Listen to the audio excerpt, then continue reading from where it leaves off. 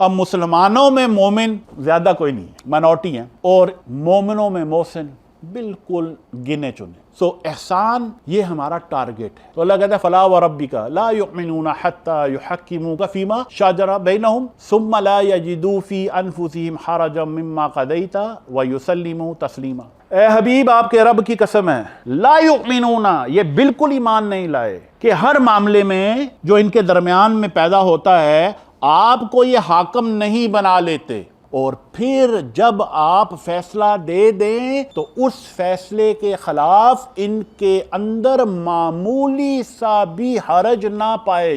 وَيُسَلِّمُوا تَسْلِيمًا، سر تسلیم ہم، انگلش میں ورڈ ہے سبمیشن.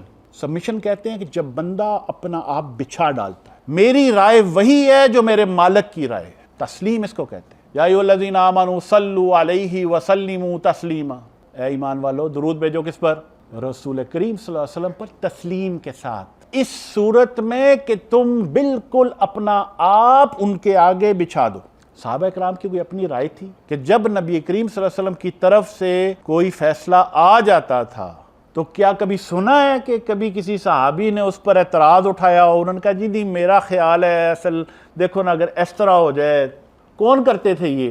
منافقین. جس نے بھی یہ کیا وہ سیدھا سادہ منافقوں میں شامل ہو.